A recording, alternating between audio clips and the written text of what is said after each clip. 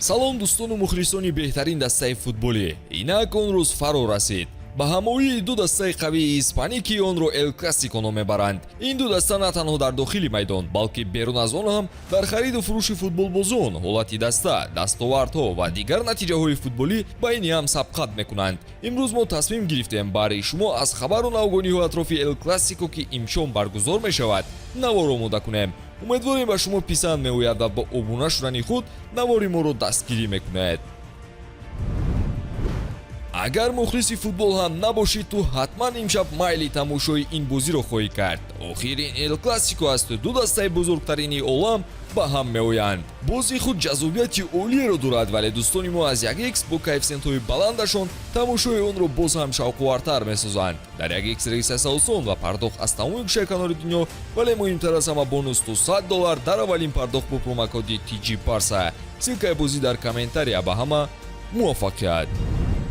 беҳуда бозӣ байни Барселона ва Реалро эл классико ном надоданд, зеро он дар дилхо давру замон ҳатто нафарони алоқамандӣ ба футбол надоштаро ба худ ҷалб месозад. вақтҳои охир байни ин ду даста, аниқтараш муносибат байни роҳбарияти онҳо дар сатҳи хуб қарор надорад. Флорентино Перес бо сабаби моҷарои ришва ба доварон ки аллакай 1 сол аст идома дорад, чанд бозии охир аст ки аз хуроки анъанавии пеш аз бозӣ байни роҳбариятҳои даста даст кашида истодааст. ҳарчанд худи мадридиҳо сабабро дар дигар чиз хонда истодаанд, вале ба ақидаи Барса Перес барои дурӣ ҷустан аз фишорҳо ин корро карда истодааст. яъне дар варзишгоҳ будани президенти Реал Мадрид гоҳӣ аз он медод ки онҳо Барселонаро дар ҳар ҳолат тарафдорӣ хоҳанд кард. ҳарчанд ӯ ба варзишгоҳ ташриф наорад, ҳам гурӯҳи дастаи шоҳонаро нафари дигаре роҳбарӣ хоҳад кард.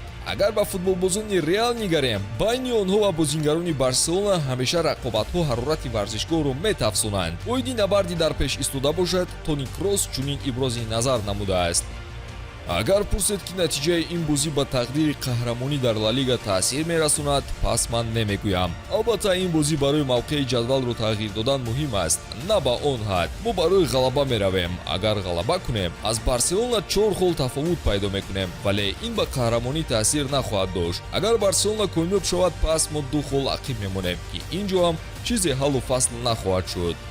хуб, чемпионат ҳамеша сюрпризҳои ҷолибашро дар охир мегузорад ва мо низ дар фарҷоми мусобиқа хоҳем фаҳмид ки то куҷо ин гуфтаҳои Кросс рост мебароянд.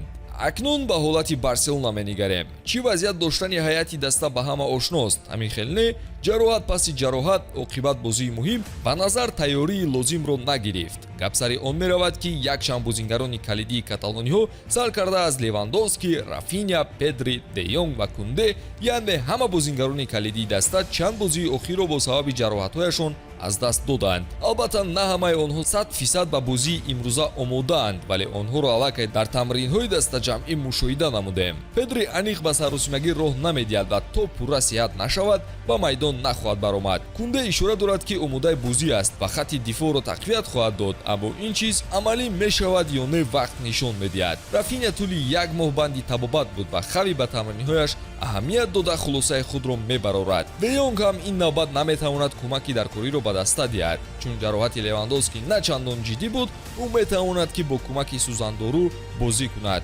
хулоса вазъият дар ин ҷабҳа бад аст. хави шумораи зиёди бачаҳояшро аз даст додааст ва илова бар ин, гави бо сабаби дисквалификатсия ба майдон намебарояд. бозингарони асосӣ нестанд, вале ба тарафи дигари масъала нигарем, ҷойгузинҳои онҳо ёфт мешаванд. гап сари ҳамон насли нави футболии Барса меравад ки бозӣ ба бозӣ сархати расонаҳои испанӣ ва ҷаҳониро оро медиҳанд. Ламин ҷойгузини Рафиня шуда истодааст. ана Фермин Лопес бошад, дар марказ ба машинаи голзан табдил ёфтааст ки дар бозиҳои пеш аз мавсимӣ голеам ба дарвозаи Реал ба самар расонида буд. ин бозӣ санҷиши бузург барояшон аст ва интизори ҳунари вулояшонро дар эл классико мекунем.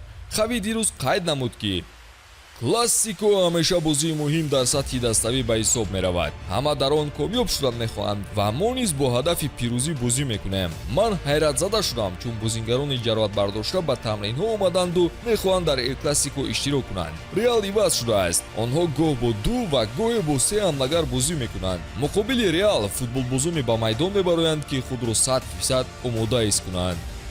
сарфи назар аз камбудиҳои ҷодошта бояд бозии dastavin нишон дода ба ҳадафи асосӣ расед. дӯстон, шумо пешгӯии худро оиди ин бозӣ дар комментария қайд кунед ва натиҷаи бозиро бошад ба таври мустақим аз телеграм-канали барсатиҷӣ пайгир бошед. Силка дар зери навор. Ба ҳамин тамом, то пагоҳ.